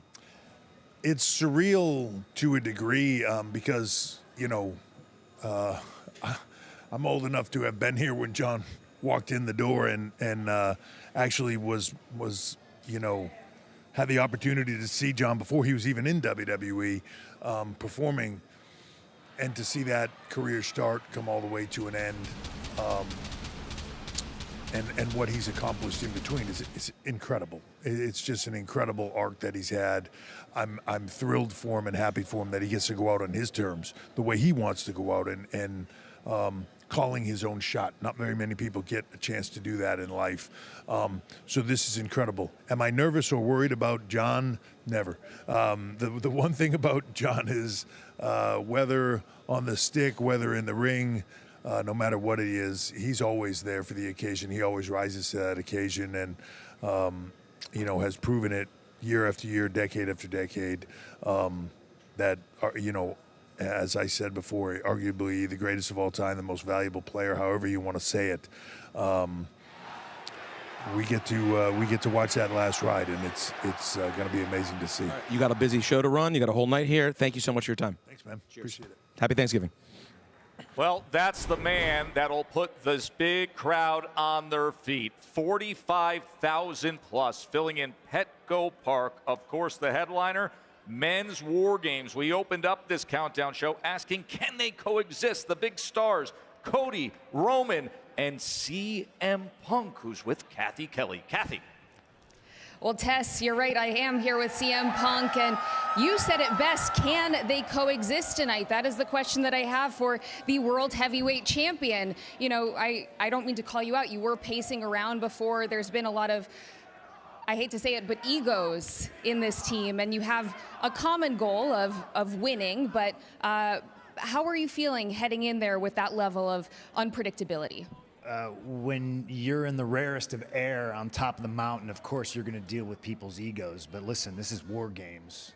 That's why I'm a little bit more of a serious CM Punk tonight. And I get to tag with a friend of mine whose father created the War Games. He knows a thing or two about it. And yeah, maybe me and Roman don't seem eye to eye, but I love his cousins like they were my brothers. So we'll be on the same page. We'll be on the same team. It's everybody that's across from us that has to worry, okay? Because I'm a very, very dangerous man inside of a steel cage. Drew McIntyre knows it. Brock Lesnar knows it. Paul Heyman knows it. Braun Breaker will find out. Well, Punk, thank you so much. I know you have a lot to prepare for, so let's send it out to Jackie Redmond.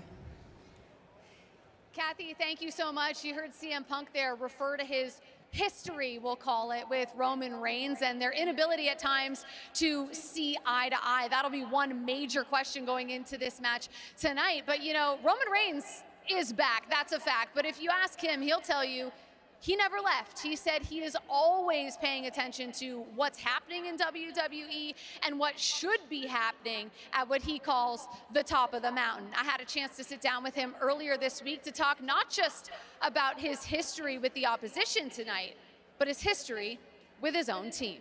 Take a look. Roman, How you doing? hi. First time sitting down with you on the Countdown show, I believe. I think so. I don't think I've sat not like this, not an exclusive one-on-one. This must be special then. I think so. We're not supposed to see you till Christmas? Isn't that what you said? Yeah, every day's Christmas with the tribal chief. Okay, fair enough. Merry Christmas. 'Tis the season, right? That's right. Okay, so seriously, you're back for Survivor Series War Games. Why now? Why not?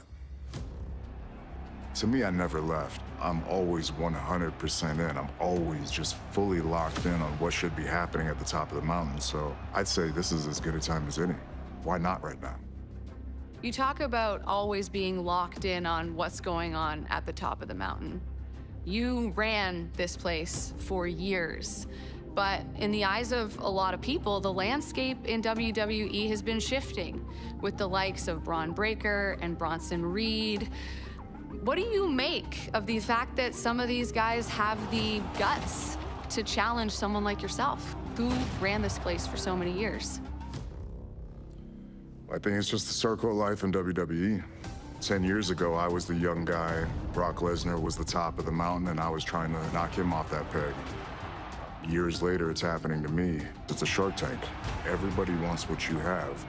And I'd say right now, whether I have a title or not, everybody wants what the Tribal Chief has. Let me ask you about your former wise man, Paul Heyman. Do you think he actually cares about helping the next generation, guys like Braun Breaker and Bronson Reed? Or is this self-interest for him? What's your take? The old wise man. I think it's a beautiful mix of both. I think he's one of those guys where, yes, all his marbles are in one basket. So does he care about this industry? Of course. This is where he's made his career, his life, his livelihood. His superpowers, he can identify who that future star could be. He's gonna ride him until the wheels fall off and then find the next guy. So I think he's doing exactly what he's set out to do.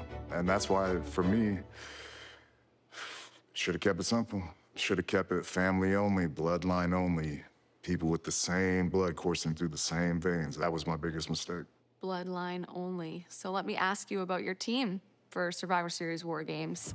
You have a rich history at War Games, but your team, you've got your cousins, the Usos, who I think it's safe to say in recent times that relationship has had its turbulence, for lack of a better word. You've got CM Punk, Cody Rhodes. How much control do you feel like you have with your team going into this match? There's never been a superstar. There's never been a top guy that led others like me. My place at the head of the table is cemented. That's where I belong. If they want to win, they'll listen to me. Fair enough. Well, let's talk about your opponents. Paul Heyman has referred to their team as the greatest assembly of talent ever put together for the War Games. What's your response to his assessment of his team? It's like assembling a bunch of mercenaries. If anything, they have a bunch of guys who are going to be fighting and working for themselves, when hopefully, on my side, we have a bunch of smart men who understand there's a role for everybody. And you should play it. If they want to win, they'll listen to me. Those were the words of one Roman Reigns. And you know, Tess, it's not every day you get to sit down with the tribal chief himself, Roman Reigns. So I, of course, took advantage of the situation and asked him a few bonus questions on the way out of the interview room. And one of them was, Roman, what is this about for you? What are you fighting for tonight or this weekend at Survivor Series? And he said, Jackie, I'm fighting to get back into the picture, of power. He said, I'm not here to be a locker room leader. I'm not here to open shows. I'm not here to teach the young superstars the right way versus the wrong way. He said, I'm here to cash in. He said, I'm the most important thing in WWE.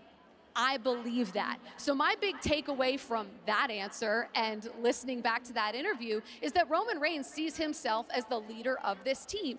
That these guys, CM Punk, Cody Rhodes, his cousins, the Usos, should follow his lead. I just don't know if the rest of the team feels that way. Yeah, Jackie, that's one of the big questions. Whose team is it? But she mentions Roman and the target he has. It was very obvious when we were sitting ringside recently that he looks down at that belt. And Cody Rhodes, he looks onto that shoulder of CM Punk, and he sees gold. Hey, let's talk a little bit about rules and strategy, gentlemen, when it comes to War Games. And let's remind you exactly how you define things for War Games. 2 teams of 5-on-5, no disqualification. You're locked in that double ring steel cage. A member from each team starts, then you add in with entry intervals. So you get the numbers advantage until we get to all 10 participants, and that's when the match actually begins. You win by pinfall or submission. Now, once War Games begins, once we have all 10 participants in, if a competitor leaves the cage, their team forfeits. So unique rules, unique setting, the strategy of how to approach War Games, Big E. Absolutely, and this is one of the only match types where you're going to see so much action before the match officially begins. Yes. But it's a great opportunity to soften up your opponents, to do damage. So when that bell finally rings, when all 10 men or 10 women are in those 2 rings, now we can get to our pinfalls, we can get to our submissions. But no, there is nothing quite like War Games, not just the level of physicality that we're going to see, but just the strategy. As you said, I think sometimes is it right to take a sack bunt in something like this? Is it right to sacrifice a member to gain a certain advantage in the ring? These are all things that really come into this very unique match type here at War Games. Yeah, and how much can you sort of preserve yourself in the early part of the match? Because it's a long time before the match officially begins. No doubt. You go back and watch some of the classic War Games matches and you realize that from the time when the bell officially rings to when the match ends is not necessarily very long because of all the gore that has happened leading up to that. So it's a very tough match strategically. And remember, the bronze won the advantage for this team. Yes. That is going to be a factor in this match. So let's talk about entry order if we're strategizing. When you size up these 5v5, what would be the entry order that gives a certain team an advantage? Man, it's always, do you want to start with, if you're on the Brock Lesnar side of things, is he someone you would want to start with to just lay waste to as many people as possible? Or make him the cleanup hitter. Or do you have him come in at the very end to lay waste to them? And that's all, I think, those strategic choices, I think, are what make this match so interesting, because who's to say what's right and what's wrong?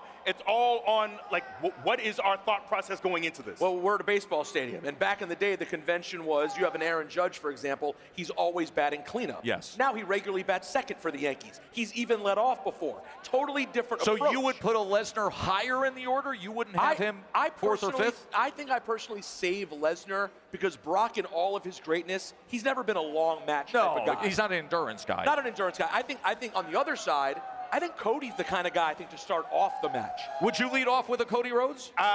He's a guy who likes to lead, who's a guy who likes to set the tone as well. I think that's a great choice. And a guy who can go. He's an Iron Man. You know what I'm saying? I think CM Punk I probably put in the middle of the pack. Roman Reigns is the interesting question. Where do you bring Roman Reigns into this match? You remember him in the shark cage a couple of years ago. Step back. I got this. So he like a mom at a stop sign. Exactly. So it's going to be very interesting to see those decisions play out throughout this match. Of course, they are going to be in the sensational double-sized ring, massive steel cage, as this is the scene right now inside Petco Park. But let's show you backstage, where there is a locker room that contains a whole lot of danger. Brock Lesnar's first career War Games match, his 7th career match at Survivor Series, the first time since SummerSlam 2022 that Lesnar will share the ring with Roman Reigns. Here in San Diego, hey, let me ask you a question. Are you ready for the 619 in the 619? The one and only Hall of Famer, Rey Mysterio.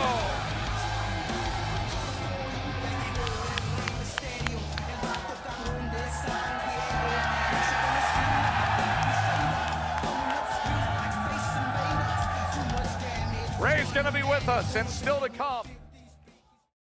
AJ was very clear that she would love to do the podcast, but on one condition, that we actually addressed, what we went through. Yeah. So I'd love for you to just kind of set the table. I love to just jump right into that. Yeah, Because yeah. I felt the first thing I thought was like people are they're gonna think that we're gonna glaze past it or not address it, or it's an elephant in the room. But it's something I feel like in a weird way we're both kind of proud of, how far we've come. And so long time ago, the women's division was in a different spot, and it felt like an uphill battle a lot of the time. And I was one of the first people really fighting for it quite vocally. And I think when you are sort of the first to do something, you get hurt storming the gates, Sure. It's a little rougher, but I think it's worth it because it opens the path for people that come behind you. There was an incident on Twitter in which you had posted about equal pay. Yeah, I think it was Patricia Arquette. Patricia Arquette. At one of the award shows had talked about equal pay. And then I retweeted it. And I said, wow, while we're talking about use your voice, we don't get equal pay, essentially. Yeah, we're bringing in more eyeballs than a lot of the men. And that to me felt, I liked, in general, I'm fairly direct. I try not to be rude. I think a lot of people are like, oh, I have no filter, and it's just an excuse for being rude.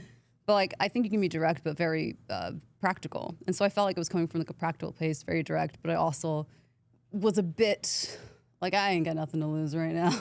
Yeah. and you were champ at the time. And I was champ so at the actually time. you did have a lot to lose. But to me, I mean, the courage that not only that, right, but the courage that it took to fight for what you believed in. And I appreciate your directness. I'm a direct person as well. I'm sure some people think I'm rude, but I don't mean to be. To your point, I hate all the BS. Let's just have the conversation. Yeah. But I was actually happy that you posted that. I wasn't happy that it was directed at me because it wasn't anything I had direct control over. But I was really happy that you did, because that movement, the whole women's evolution in WWE, it didn't happen because of executives, or it didn't happen because, maybe along the way, people voicing their opinions, but it really happened because of the women. Yeah. But then for our audience, when they started the hashtag Give Divas a Chance at that time, that's what couldn't be ignored. Yeah. And the audience would never have gotten behind the movement if it weren't for people like you. Thank you. Who actually stood up for women publicly. And take on the machine a little bit. Right. Thank you. I appreciate it was a big deal, I thought, I appreciate that. And I feel like change doesn't happen unless there's sacrifice, you have to be willing to lose everything to get what you want. And I feel like that in every aspect of life, you playing it safe doesn't work. Playing it safe might give you a safe life. Right. But I don't know if it gives you an exceptional life. Right. We invite you to celebrate Survivor Series with Wheatley American Vodka. 10 times distilled because cutting corners is an American. Wheatley celebrates the grit of the superstars and teams competing tonight. Make Wheatley part of your American dream team by grabbing an American Mule. Wheatley, the official vodka of WWE. Please enjoy responsibly. Oh, what a night here in San Diego. Survivor Series War Games. Jackie Redmond with a special guest. That's right, Tess. I am here with Padres all-star pitcher and San Diego's very own Joe Musgrove here for Survivor Series War Games tonight. Welcome to the show. How pumped are you to take this in tonight? I'm fired up. It's nice to be a fan in my home stadium here. So, I love this sport. I'm super excited they came back to San Diego, and I know the city of San Diego is fired up for the show tonight. Yeah, I imagine it's weird for you to be a part of the crowd at Petco Park, but you're from San Diego, legit. So I have to ask you about Rey and Dom Mysterio. Are they what got you into wrestling as a kid? Take us back. What was your early WWE memories? Yeah, I went to my first event in 2003 in San Diego. It was at the Sports Arena, and it was Rey Mysterio versus Brock Lesnar for the main event. I'll never forget that. That was my one and only event I've been to, so this will be my second. But Rey Mysterio is a staple in San Diego. He's someone that everyone here is proud of, and he's a guy that got me into the sport. So he's been a big ambassador of the Padres over the years, followed us down to Mexico City, and gave us some Mexican love and some support. So yeah, I'm super excited to be here cheering on Dom. Yeah, he's a Hall of Famer for a reason, Rey Mysterio. It's going to be an interesting crowd tonight. One last question. When it's Dirty Dominic Mysterio versus John Cena, the greatest of all time, are your allegiance to Dirty Dom, or who will you be rooting for in that moment? Oh, man, it's hard. You know, if you're a fan of this sport, it's hard to not give John Cena his flowers. But I'm from the 619, so you know where I'm at. All right, so you will be on the side of Dirty Dom. Joe Musgrove, thank you very much. Enjoy the show tonight, Tess, as I throw it back to you. He's Team Dirty. Team Dirty. No doubt about it. From an all-star pitcher to a Hall of Famer. San Diego's very own.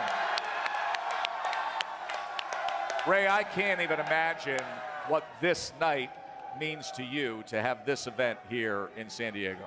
Oh, we've been pumped from the moment we knew that it might be a possibility that we do an event here at Petco. So, yeah, I mean, you feel the excitement, the adrenaline, very, very emotional that this night is the night that it is. John Cena's second to last match. You had a wonderful moment with John recently at Madison Square Garden with the six-man tag team, and that one memory that stands out is when you and Sheamus and John were walking back up the entry ramp, and then you just turned around one last time. How do you characterize that? Oh my God, that was a special moment. That was a picture-perfect moment, you know, one that stays in the history of the books. The fact that I was able to team up with John on his last Monday Night Raw at MSG is just special within itself. But that memory, like you said, walking up the ramp and then just giving that one last look to the fans saying, thank you for everything you've done, is special. Well, it's always special when Ray comes back here to San Diego. And ahead of Survivor Series, the Hall of Famer and San Diego native returned here to give back to the community. Spent Wednesday connecting with the community, from inspiring students at Nikolov Elementary to meeting fans throughout the city. There are few people in their hometowns, in their cities, that represent their community more so than Rey Mysterio. That's exactly what I was thinking about too, because when Ray came out here, and obviously a lot of the crowd now is on their way inside, but people ran back when they saw Rey Mysterio come out. Are you ever surprised? I mean, we go to different cities. There's always a hometown hero in every city we're in. I would argue there is no bigger connection between a town and a superstar than San Diego and Rey Mysterio. Does it amaze you to feel that love every single time? So every time I get spotted and I'm in my hometown, it's very emotional. I sometimes get shocked at the amount of love and just excitement that fans get when they see me. Earlier today, I did a signing, a photo booth with some of the fans, and like the excitement of kids is just overwhelming, man. I mean, it's very hard to explain, but still to this day, that fills me with passion, with joy to see a smile on somebody's face, to say, bro, I've been watching you for 20 years. Today's my first time meeting you. Get over here, let me give you a hug and squeeze them. You know, that stuff is priceless. Ray, I'm so happy you're on the set right now, because it's the 39th Survivor Series, second longest premium live event in the history of the promotion. And we put together the Survivor Series top 10 moments. Peter, we're going to go through this. I mean, there's going to be a lot of debate here. I know some of this hits on you. Ray's been a part of so many of these through the years. But number 10, Peter, the end of the Alliance. WWE versus Alliance. Yeah, I don't understand how we ended. How does the end of the Alliance end up as number 10? You were offended. I was offended deeply, okay? The reason is that was a Survivor Series with such consequences. Yes. I love that part that you had this long story that led to this moment, and it was all solved at Survivor Series. Look, you could argue number 10 is way too low on the list for this, but look, at number 9, we have Rhea Ripley, the Eradicator's revenge. Look, Liv and your son, Dominic Mysterio, they were tormenting this poor woman for months and months. Rhea finally gets her revenge at War Games. Number 8, The Beast, Lesnar and Styles 2017. This is just epic. This was a dream match you never thought could have happened prior to 2016. when AJ Styles showed up, epic match there in 2017. Hey, how about all the debuts through the years, Big E? Look, so many of the best to ever do it debuted at Survivor Series. We're talking Undertaker, we're talking Rocky Maivia, we're talking Kurt Angle, and let's not forget the greatest boy band turned wrestling faction, The Shield. And let's not forget who returned in 2023. Every time this man shows up, you know what it is. The legend killer Randy Orton, plus that moment, JD McDonough into the RKO from the top of the cage, crazy. 2021 champ versus champ, Big E. This is a classic example of best friends turned ultimate rivals. This thing went back and forth in a true classic. Becky Lynch proves she is the woman on top. Number 4 Survivor Series top 10 moment, Peter. Well, I mean, come on, this entire run with Macho Man and Hogan was absolutely epic. To see them on the same Survivor Series team, that's what this event is all about in the mind's eye of my childhood. Number 3, how about what Io Sky has been doing the last 3 years? Look, I cannot wait. As soon as I see that trash can go over that woman's head, you know it is on. Io Sky shines time and time again in the War Games match. And of course, I was there, Madison Square Garden, New York City, John Cena and The Rock, absolutely epic.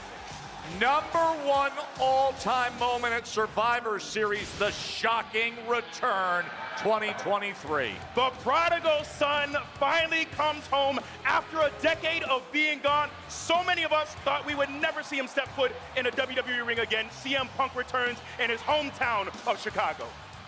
Wow, 2 years already. It's crazy. It's crazy it's been that long. Ray, any big takeaway from that list when you look through the top 10 moments? Wow, that just brought a lot of memories. Like, just 1 to 10, I'm okay with that countdown. I enjoyed it. Now, here's the deal. There's a really good chance that something tonight could usurp everything on that list with the star power that we have. When you think about tonight, Peter, and you look at the names we have and some of the storylines and arcs that have developed, where is your attention going for that?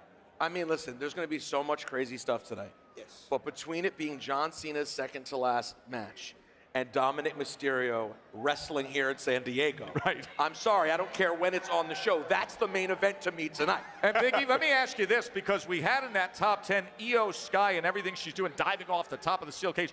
What do you possibly do for an encore if you're Io Sky? I don't know how she tops it. She doesn't necessarily need to top it. I think not just her, but this match is filled with so many incredible performers.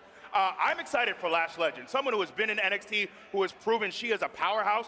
I think this can be her coming out party here tonight. Men's War Games, Women's War Games, and of course the overlap for a certain power couple. I don't know what you talk about at the dinner table, but typically it's not, all right, how are we handling War Games this weekend? AJ Lee, CM Punk, more to come when we return. Very intimate moment. As me as captain of my Survivor Series dream team, it would be, how about Kurt Angle, right? Because the guy never gets tired. He's always intense. And I've wrestled him before, so I would know. You got The Undertaker, right? Who's better than The Undertaker? He's the big man. 2 guys that have been there, done that. We got to go with Eddie Guerrero. And Shawn Michaels, just because Shawn Michaels. I mean, who would ever think of a dream team? The Styles Collection. That's a dumb name. That's what I got.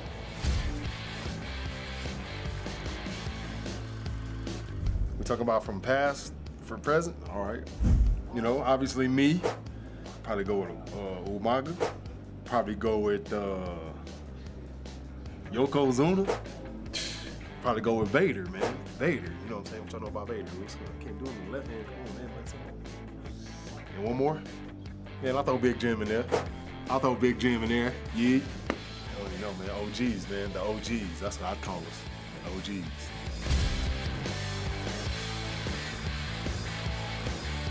Naturally, you're going to leave some good ones out. But me personally, on the spot, I'm going to go with my Terror Twin. Rhea Ripley is on my team.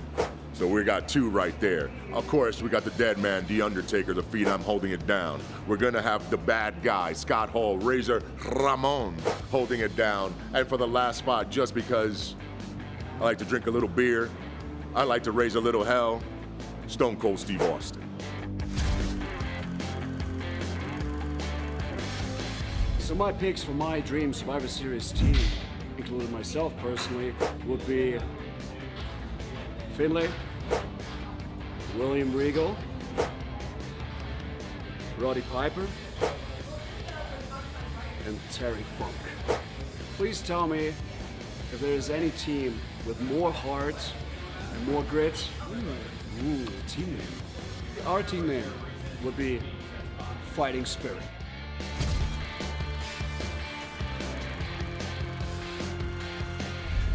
All right. The 4 people that I will pick for my War Games match would be Yokozuna, Umaga, Iron Sheik. Check this out, the last one. 09 Randy Orton. Yeah, bald Randy. Those are the 4 that I would pick. I would call us the Bone Crushers.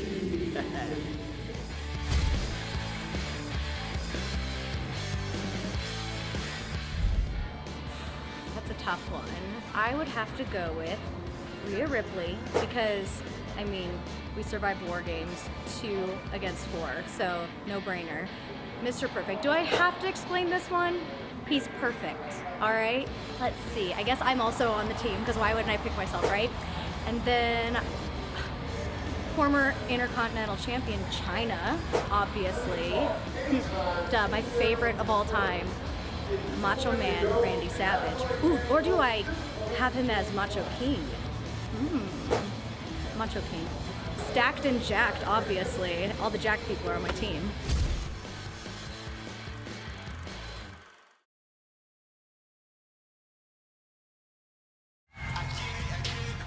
'39 Survivor Series with aerial coverage provided by Goodyear, the best seat in the house since 1925.